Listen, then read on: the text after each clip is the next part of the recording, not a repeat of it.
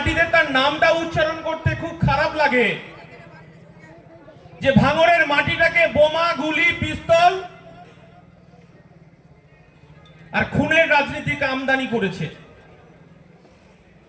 আমরা বলতে চাইছি, উনি খুনের রাজনীতি করুন, পুলিশের কনভয় নিয়ে ঢুকুন, যদি আরো উনি ক্যানিং থেকেও লোক নিয়ে আসুন, আমাদের কোনো আপত্তি নেই। ভাঙড় ভাঙড়েই থাকবে এবং ভাঙড়ের নওশাদের নেতৃত্বেই বাংলা পথ দেখাবে।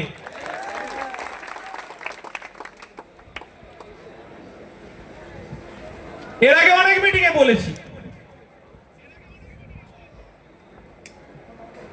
যে যাদের এক কান কাটা তারা রাস্তার ধার দিয়ে যায়, আর এদের দোকান কাটা রাস্তার মাঝখান দিয়ে যায়। আমাদের মারপিট করতে হচ্ছে না, আমরা মারপিট করব না। আমরা আমাদের চেয়ারম্যান, আমাদের পার্টি, আমাদের কর্মীদের হাতে বোমা, গুলি, পিস্তল তুলে দেওয়ার কথা কখনো বলিনি, আর আগামী দিনেও বলবো না।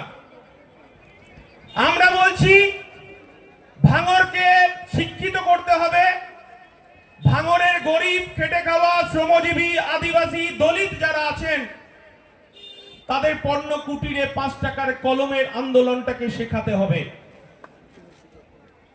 এই লড়াইয়ে আমরা নেমেছি, কিন্তু এই লড়াইয়ে যারা আইএসএফ এর সঙ্গে আমাদের ঝান্ডা ধরে রাস্তায় হাঁটছেন, আমাদেরকে বাড়ি ছাড়া হতে হচ্ছে, পুলিশ মিথ্যে মামলায় জর্জরিত করে দিচ্ছে, আমাদের প্রাণ গেছে, আমাদের কর্মীদের রক্ত এই মাটিতে ভিজে গেছে, তারপরেও মেরুদণ্ডটা তৃণমূলের কাছে বিক্রি করেনি। তার নাম হচ্ছে আমাদের চেয়ারম্যান নওশাদ সিদ্দিকী। এই ভাঙড়ের তিনি পথ দেখাচ্ছেন।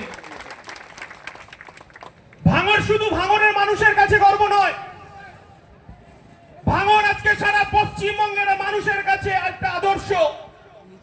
কারণ লড়াই কাকে বলে, আন্দোলন কাকে বলে, মেরুদণ্ড খাড়া করে লড়াই করতে জানে আমাদের কর্মীদের মার, আমাদের কর্মীদের রক্ত, আমাদের কর্মীদের ত্যাগ তিতিক্ষা, আমাদের যারা কর্মী তাদের বাড়ির সহধর্মিনী, তাদের ছেলে মেয়ে যে সাহস আমাদেরকে দিচ্ছে, এই পশ্চিম বাংলায় আপনাদের সাহসের সাহসিকতা নিয়েই আমরা প্রতিদিন বিনা সিকিউরিটিতে আমরা ঘুরে বেড়াচ্ছি মানুষকে সঙ্গে নিয়ে। ভাঙড় আগামী